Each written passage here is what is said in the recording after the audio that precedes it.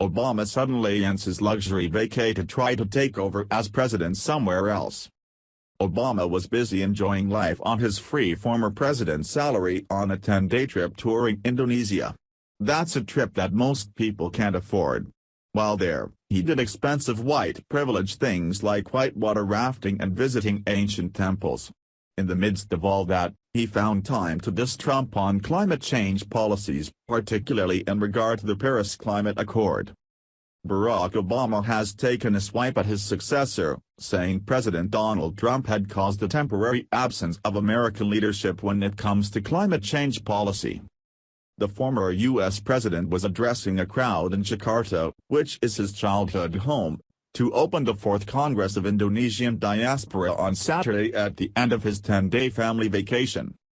In Paris, we came together around the most ambitious agreement in history about climate change, an agreement that even with the temporary absence of American leadership, can still give our children a fighting chance, Obama said. Trump shocked many countries last month by announcing he was pulling out of the Paris Climate Agreement.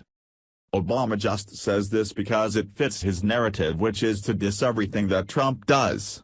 If you take a deeper look at the Paris Agreement, then you'll realize America was spending money on something for no reason, sending money to be wasted on things that we can do on our own.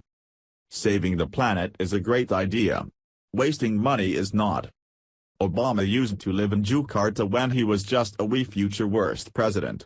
Now he's back having a 10-day vacation and preaching about the absence of American leadership, trying to make himself look better than President Trump.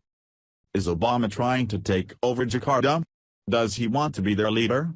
Is he even eligible to do so? If he does, then will he lose his free lifetime salary for being a former POTUS?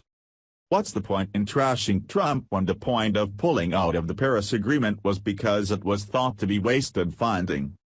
What could Obama do for Jakarta that they can't do for themselves?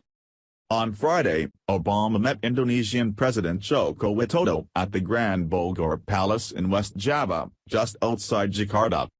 In his speech on Saturday, Obama reminisced about moving to Jakarta in 1967 when he was just 6 years old, shouting, "Indonesia bagian dari diri saya," or "Indonesia is part of me."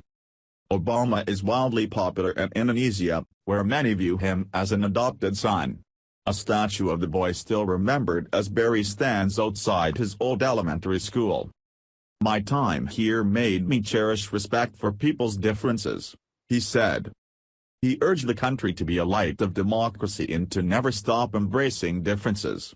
Indonesia has faced rise of Islamic radicalism and anti-gay attacks, and was recently condemned by rights groups for jailing Jakarta's former governor, an ethnic Chinese Christian, for blasphemy.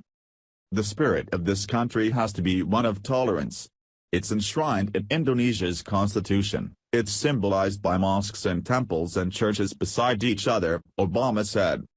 That spirit is one of the defining things about Indonesia.